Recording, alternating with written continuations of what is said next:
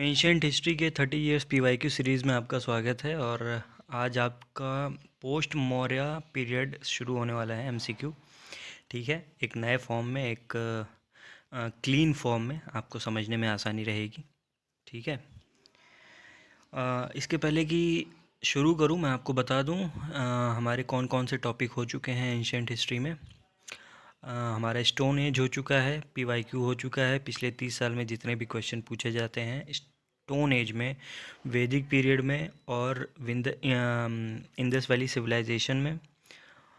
उसके बाद आपका रिलीजियस मूवमेंट आ जाता है, बुद्धिज़्म और जैनिज़्म का हो गया है। ठीक है।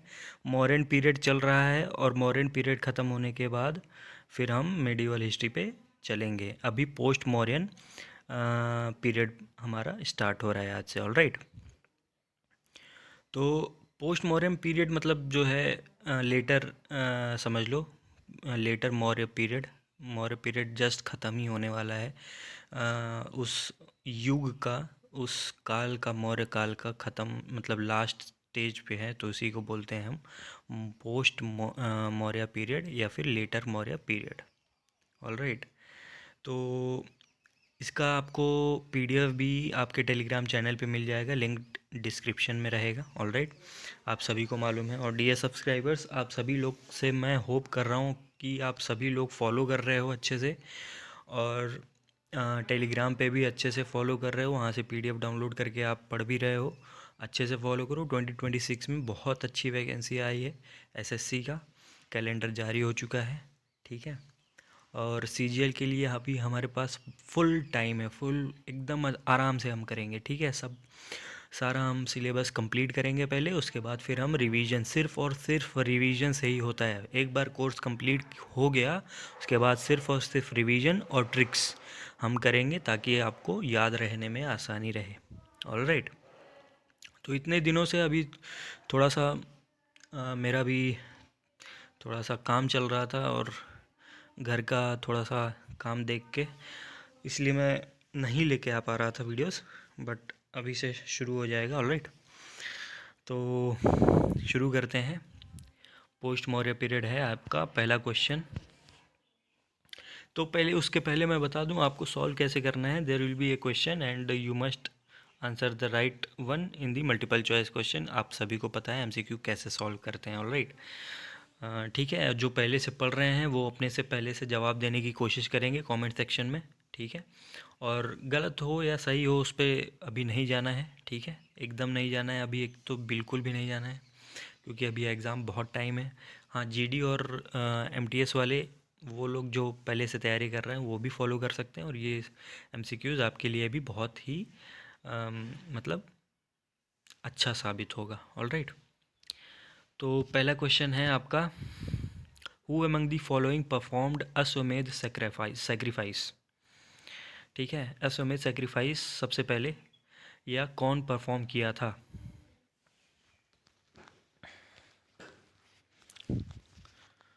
इन चारों में से।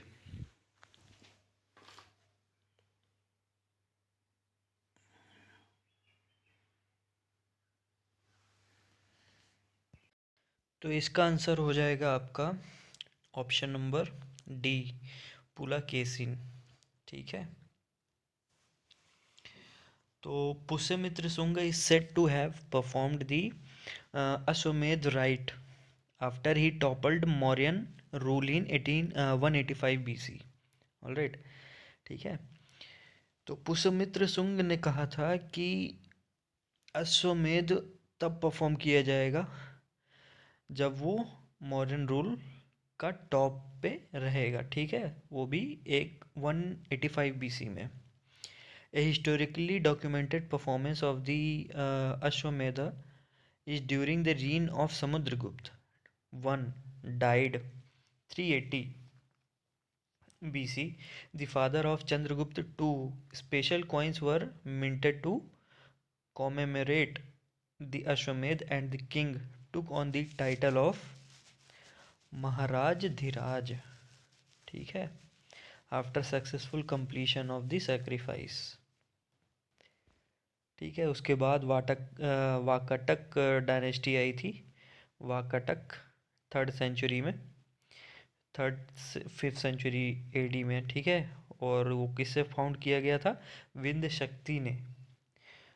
वाकाटक डायनेस्टी का फाउंडर कौन था?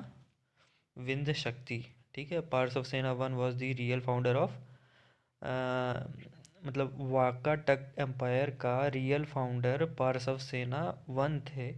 बट थर्ड से फिफ्थ सेंचुरी एडी में ऐसा माना जाता है कि विंध्य शक्ति ने वाकाटक डायनेस्टी को फाउंड किया था। और प्रवरसेन वन ने परफॉर्म किया था अश्वमेध यज्ञ, ठीक है। Pulakeshin was a monarch at that time from the Chalukya dynasty. Chalukya dynasty का मोनार्क था in the western Deccan region में, ठीक है। पुलाकेशिन परफॉर्म करता था सेक्रीफाइसेस लाइक अश्वमेध, हिरण्यगर्भ, अग्निस्तोम, वाजपेय, बाहुसुवर्णा और पुंडरीका, ठीक है। ये सारे डिटेल्स प्रोवाइड किए जाते थे उनके बादामी क्लिफ इंस्क्रिप्शन में, जो कि डेटेड हुआ है साका 565-543 CE में। ऑलराइट, तो इसका आंसर आपका हो जाएगा, ये चारों ऑप्शन आपके सही हैं। ऑलराइट, ये चारों ऑप्शन आपके सही हैं। पुष्यमित्र शुंग, समुद्रगुप्त, पार्श्व सेना वन और पुलाकेशिन वन, ठीक है। इन सभी लोगों ने परफॉर्म किया हुआ है, ठीक है। क्या परफॉर्म किया हुआ है? अश्वमेध यज्ञ, ठीक है। वाकाटक डायनेस्टी के फाउंडर भी, विंध्य शक्ति भी, प्रवरसेन वन भी जो रियल फाउंडर हैं वाकाटक डायनेस्टी के। Pulakeshin was the monarch from the Chalukya dynasty के वेस्टर्न डेक्कन रीजन में, उसने भी परफॉर्म किया था अश्वमेध और हिरण्यगर्भा वगैरह, ठीक है। तो ये आपको याद होना चाहिए। ऑलराइट, और पुलाकेशिन वन भी मैंने अभी ये बताया आपको, समुद्रगुप्त भी आपके परफॉर्म किए हुए हैं, ठीक है। समुद्रगुप्त भी आपके परफॉर्म किए हुए हैं, ठीक है। Historically documented performance of the Ashvamedha is during the reign of Samudragupta one, ठीक है, जो कि 380 BC में मरे थे। ऑलराइट, और पुष्यमित्र शुंग भी, पुष्यमित्र शुंग ने कहा था कि उनका परफॉर्म तब करेंगे जब वो मौर्यन रूल पे टॉप करेंगे। ऑलराइट, 185 BC में। तो ये चारों ऑप्शन आपके सही हो जाएंगे, ठीक है। तो नेक्स्ट क्वेश्चन है आपका, which of the following dynasties arose after the decline of Satavahana empire? कौन सी डायनेस्टी सातवाहन एम्पायर के डिक्लाइन के बाद, यानी ख़त्म होने के बाद राइज की थी? कौन सी डायनेस्टी, ठीक है। तो ऑप्शन है आपके द अभिराज, द इक्ष्वाकुस, द चुतुस और द पल्लवास। सभी लोग ऑप्शन में बताएंगे जिनको मालूम है, या फिर जो पहले से पढ़ रहे हैं और जो तैयारी कर रहे हैं जीडी और एमटीएस के लिए, वो उनको मालूम होना चाहिए ये, ठीक है। बहुत बढ़िया सवाल है ये आपका ऑप्शन नंबर, अगेन ये सारे के सारे आपके सही हैं, ठीक है। द अभिराज, इक्ष्वाकुस, इन चारों में से किसी के भी आ जाएं तो, नाम किसी का भी नाम आ जाए, द अभिराज, द इक्ष्वाकुस, द शुतुस और द पल्लवास, ठीक है। इन चारों में से किसी का भी नाम आ गया अगर ऑप्शन में, तो आंख बंद करके आप टिक कर देना। कौन से क्वेश्चन के लिए, कौन से प्रश्न के लिए? तो वो डायनेस्टी, ये लोग हैं जो सातवाहन डायनेस्टी के मतलब ख़त्म होने पे या फिर डिक्लाइन होने पे उनके बाद आई थी, ठीक है। नेक्स्ट क्वेश्चन है, the Indian king who opposed Alexander was?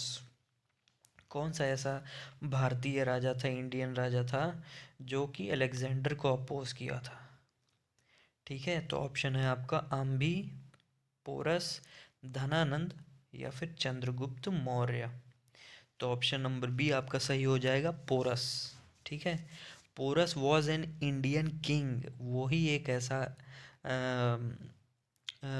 Indian राजा था, इंडियन किंग था, हु फॉट अलेक्जेंडर, जिसने अलेक्जेंडर से लड़ा, the great, Alexander the great बोला जाता था उसको, in the battle of Hydaspes river. ठीक है, हाइडियास्पिस रिवर के बैटल में उसने लड़ा था, कौन? पोरस ने। कब लड़ा था? 326 बीसी में, एंड वॉज डिफीटेड। ठीक है, ही देन सर्व्ड अलेक्जेंडर, वो हार गया था, पोरस हार गया था। ठीक है, लेकिन उसी ने सबसे पहले अपोज किया था, किसने? पोरस ने। वो हार गया था पोरस, और हारने के बाद ही served Alexander as a client king. ठीक है, वो अलेक्जेंडर को एज ए क्लाइंट सर्व करता था, मतलब वो राजा था फिर भी, लेकिन अब उसके नीचे काम करता था, उनका क्लाइंट बन के। ठीक है, नेक्स्ट क्वेश्चन है आपका। इन 6th century BC, Suktimati was the capital of. तो छठी शताब्दी में Suktimati was the capital of, Suktimati कौन से स्टेट का कैपिटल थी? ठीक, कौन से राज्य की राजधानी थी सुक्तिमती? आप सभी के ऑप्शन हैं पांचाल, कुरु, छेदी या फिर अवंती। तो ऑप्शन नंबर आपके हो जाएंगे सी, सही हो जाएंगे, छेदी। ठीक है, Chedi kingdom was one among the many kingdoms ruled during early periods by Paurava kings. ठीक है, ये ऐसे मतलब किंगडमों में से एक ऐसा किंगडम छेदी था जो कि रूल किया था कब? Early period by Paurava Kings, जब थे इन दी सेंट्रल और वेस्टर्न इंडिया में, जब पौरव किंग्स हुआ करते थे तब छेदी किंगडम रूल करते थे। ठीक है, Suktimati was the capital of Chedi. All right, next question है, the earliest inscriptions were written in which language. तो सबसे पुराने इंस्क्रिप्शन जो लिखे गए हैं वो कौन सी लैंग्वेज में लिखे गए हैं? ऑप्शन है पाली, प्राकृत, संस्कृत या फिर तमिल। तो ऑप्शन नंबर ए सही हो जाएगा आपका, पाली। ठीक है, नेक्स्ट क्वेश्चन है आपका, the Arthashastra is treatise on which of the following. ठीक है, अर्थशास्त्र is treatise on which of the following, या फिर अर्थशास्त्र को आप ऐसे बोल सकते हो, अर्थशास्त्र इन सभी ऑप्शन में से इकोनॉमिक्स, इन्वायरमेंटल, पॉलिटिकल फिलॉसफी या फिर रिलीजन इन एडमिनिस्ट्रेशन। अर्थशास्त्र इनमें से किस चीज़ का मतलब कौन सा व्याख्या इसमें से करता है? अर्थशास्त्र इनमें से कौन सा व्याख्या करता है? ठीक है, तो आपके option economics, environment, political philosophy, religion in administration. C option सही हो जाएगा, political philosophy. All right, the Arthashastra is a treatise on political philosophy, the book written in Sanskrit, Sanskrit में लिखी गई थी, discusses theories and principles of governing a state. ठीक है, जिसमें प्रिंसिपल ऑफ गवर्निंग स्टेट, एक राज्य चलाने में उसको गवर्न करने के लिए एक थियरी बताई गई थी, डिस्कस की गई है, ये सारी की सारी संस्कृत में अर्थशास्त्र में लिखी गई है, किसमें? Political philosophy. ठीक है, द मीनिंग ऑफ अर्थशास्त्री इज साइंस ऑफ पॉलिटी। ठीक है, राज्य व्यवस्था का साइंस, विज्ञान। ठीक है, it is written by Kautilya, Kautilya माने चाणक्य। नेक्स्ट क्वेश्चन है, which among the following material were used for minting coins during the rule of Mauryas. ठीक है,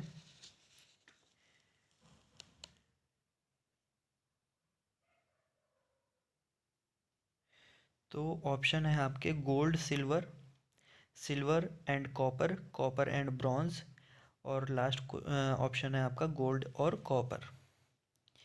तो इनमें से कौन सा मटेरियल यूज़ होता था कॉइन्स बनाने के लिए, for minting coins during the rule of Maurya के पीरियड में? तो ऑप्शन नंबर आपका सही कौन सा हो जाएगा? बी, सिल्वर और कॉपर। ठीक है, during the rule of Maurya dynasty silver and copper were used for minting coins. ठीक है, नेक्स्ट क्वेश्चन है आपका, the first Indian ruler to be shown in an image as wearing a dress akin to trousers is। ठीक है, जो पहला भारतीय राजा था तोबे नाम का, वो एक इमेज में, उसका एक इमेज है, उसमें दिखाया गया है, उसमें मतलब ऐसा दिख रहा है कि एक ड्रेस अकिन करके है, वो उसने पहना हुआ है विथ ट्राउजर्स। उसको कौन थे, मतलब वो कौन थे? तो ऑप्शन नंबर है चंद्रगुप्त, अशोका,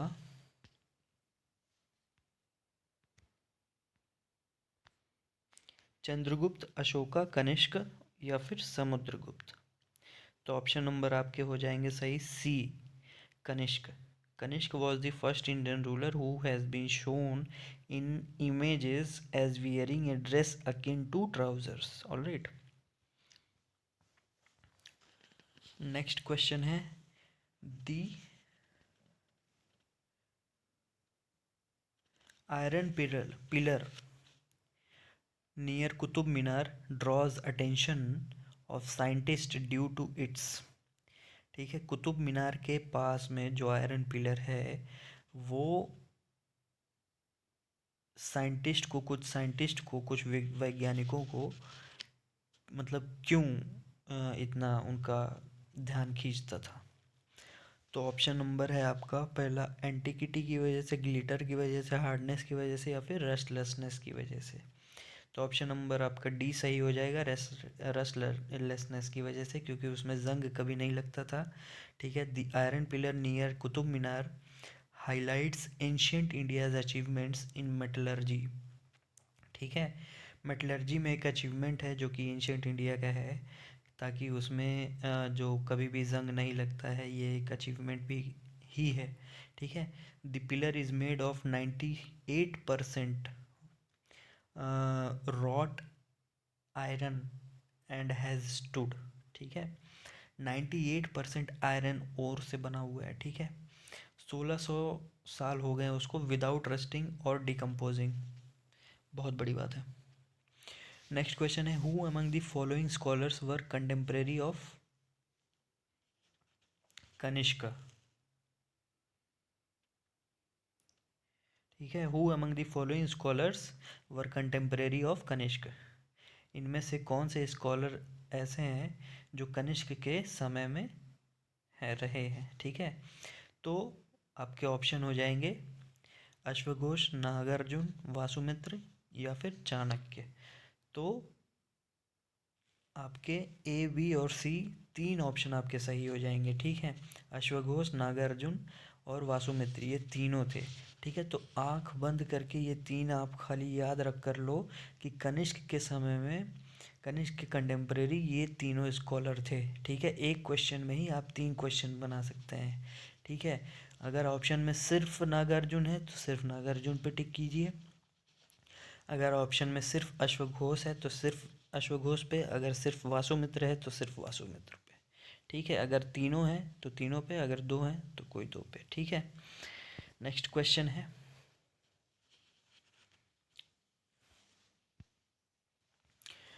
इसी के साथ ख़त्म हो जाता है आपका यहाँ पे आज का सेशन, आज का 30 FPYQ सीरीज़ का आज का वीडियो।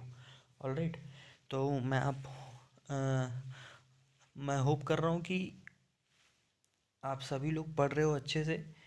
थोड़ा सा गैप हो गया, 2 से 3 4 5 दिन का, बट कोई नहीं, इतना तो कवर कर सकते हैं। और जो पढ़ रहे हैं उनके लिए इतना कुछ नहीं है, वो जो पढ़ रहा है वो हमेशा पढ़ेगा ही। ठीक है, और अच्छी वैकेंसी है अभी, एकदम मन लगा के 2026 में पढ़ो, 2026 में सबका हो जाना चाहिए। ऑलराइट, मिलते हैं नेक्स्ट वीडियो में नेक्स्ट टॉपिक के साथ। खैर अभी पोस्ट मॉडर्न पीरियड थोड़ा सा चलेगा, और उसके बाद फिर हम करेंगे संगम। ठीक है, संगम, वाकाटक, चालुक्यास, पल्लवास, चेरा, चेर, चोल, पांड्या, राष्ट्रकूटास। ठीक है, उस पर क्वेश्चन करेंगे। बहुत इंपॉर्टेंट क्वेश्चन है। फिर वहाँ पे हमारा एंशियंट हिस्ट्री ख़त्म हो जाएगा। ऑलराइट, मिलते हैं नेक्स्ट वीडियो में। Bye bye.